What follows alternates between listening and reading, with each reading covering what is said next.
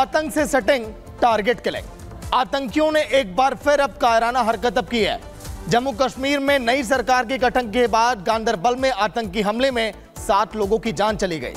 रविवार की शाम आतंकियों ने टनल निर्माण में लगे 6 गैर कश्मीरी मजदूरों की हत्या कर दी। आतंकी हमले में 5 लोग वहां पर घायल भी हो गए। गांदरबल में जिस टनल के पास ही आतंकी हमला हुआ है वो ऑल वेदर रोड है। इस ऑल वेदर रोड का निर्माण पिछले कुछ सालों से यहां पर लगातार जारी है। ये रोड सीधे गांदरबल से सोनमर्ग और वहां से लेह को कनेक्ट करता है। गांदरबल में हुए आतंकी हमले की जांच इस समय एनआईए कर रही है। सुरक्षा बलों ने इलाके की घेराबंदी करके सर्च ऑपरेशन अब शुरू कर दिया है। पर मौजूद है जहां पे कल रात आतंकियों द्वारा यहां पर 7 लोगों की हत्या की गई। अभी भी यहां पे सर्च ऑपरेशन जो है लगातार जारी है।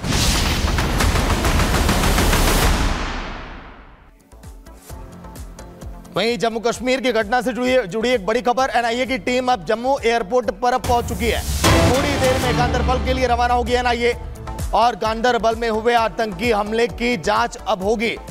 आतंकी हमले में एक डॉक्टर, 6 मजदूर की मौत हो गई। सुरक्षा एजेंसियां जांच में अब जुटी हैं क्योंकि यह घटना देखिए टारगेट किलिंग की घटना जो लगातार सामने आ रही है कश्मीर के अंदर। लश्कर ने इसकी जिम्मेदारी भी ली है। 2 से 3 आतंकी इस पूरी घटना में शामिल थे। 1 महीने से लगातार वो रेकी कर रहे थे। कल 7 लोगों की हत्या की गई थी और अब एनआईए की टीम अब जांच करेगी। हमारे साथ हमारे संवाददाता एहरावत, अभी जो सबसे बड़ा अपडेट है वो क्या है? जहां इस वक्त हम मौजूद है, लगातार जिस तरह से हम कल रात से देख रहे हैं किस तरह से ऑपरेशन को और तेज कर दिया गया है और यहां पे मेरी विजय आपको एक्सक्लूसिव विजुअल्स दिखा रहे हैं किस तरह से बाकी जो नियर बाई विलेज से जो अटैक स्पॉट है वहां पर किस तरह से अभी कॉर्डन एंड सर्च ऑपरेशन को तेज कर दिया गया है। आप देख सकते हो राष्ट्रीय राइफल्स के जवान किस तरह से यहां पे जो अपनी ओर संभाले हुए हैं और ये वो घना इलाका है जहां पे आशंका जताई जा सकती है कि यहां पे मिलिटेंट छुपे हो सकते हैं, क्योंकि हमने कल रात से देखा किस तरह से यहां पे सर्च ऑपरेशन बड़े पैमाने पे चल रहा है। वही दूसरी खबर इस वक्त की जो बड़ी आ रही है वो है जम्मू एयरपोर्ट में अभी नेशनल इन्वेस्टिगेशन एजेंसी की टीम पहुंची है जो कुछ ही टाइम के बाद यहां पर स्पॉट पे पहुंचेगी। हालांकि अगर इस टीम की अगर बात की, आईपीएस रैंक ऑफिसर जो है वो इस नेशनल इन्वेस्टिगेशन टीम को लीड कर रहा है और कुछ ही टाइम के बाद यहां पर वो पहुंच रहे हैं। हालांकि सूत्रों के हवाले से अगर हम बात करें, जिस तरह से पता लगाया जा रहा है क्या कोई लोकल हैंड इस पे है, क्या लोकल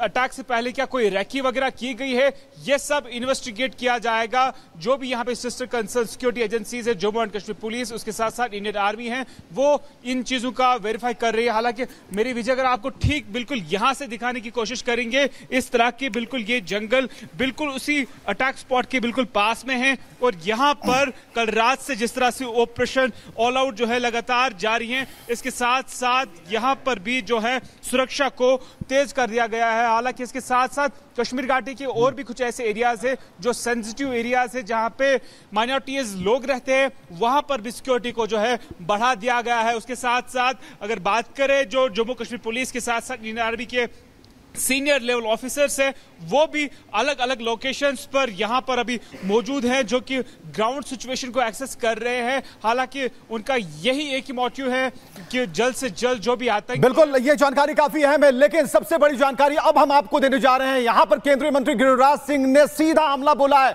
उन्होंने कहा है कि सपोर्ट तो मिल रहा है तो घटनाएं तो जरूर होंगी। तो एक बड़ा आरोप लगाया गया गिरिराज सिंह की तरफ से उमर सरकार पर। उन्होंने हमला बोला और उन्होंने साफ तौर पर कहा है गांदरबल आतंकी हमले पर गिरिराज सिंह ने कहा कि हमला होगा अगर उन्हें सपोर्ट मिलेगा। सरकार पर सीधा हमला उन्होंने कर दिया है।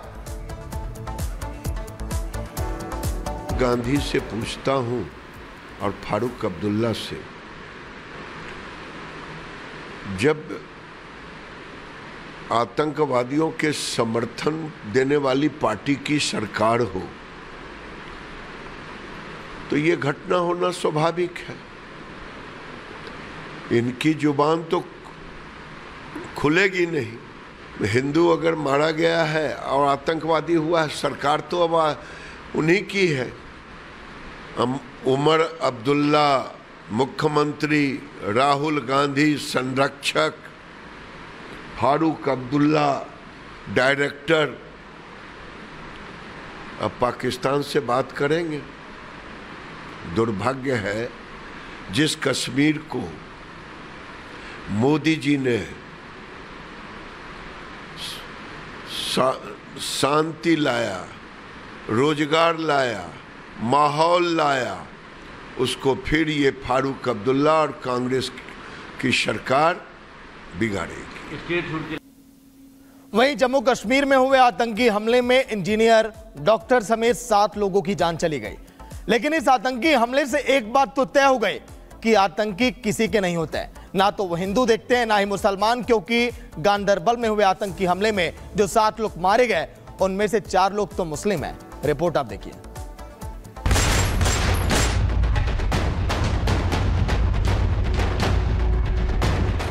जम्मू कश्मीर के गांदरबल में आतंकियों ने प्रवासी मजदूरों को निशाना बनाकर गोलियां चलाई तो चारों तरफ शव ही शव बिखरे नजर आने लगे और मच गई चीख पुकार। आतंकियों ने गोलियां बरसाकर जिन 7 निर्दोष लोगों को मौत के घाट उतार दिया, उसमें बिहार के रहने वाले फहीम नासिर, मोहम्मद हनीफ कली, जबकि मध्य प्रदेश के रहने वाले अनिल शुक्ला, जम्मू के शशि अब्रोर, पंजाब के गुरमीत सिंह और कश्मीर के डॉक्टर शाहनवाज शामिल हैं। इस आतंकी हमले की जिम्मेदारी लश्कर-ए-तैयबा के सहयोगी संगठन TRF ने ली है। लेकिन इस आतंकी हमले में एक बात तो तय हो गई है कि आतंकी किसी के सगे नहीं है, क्योंकि आतंकियों ने जब सुरंग निर्माण में लगे मजदूरों के कैंप को घेरकर गोलियां बरसाई तो उन्होंने ये नहीं देखा कि कैंप में हिंदू हैं कि मुसलमान।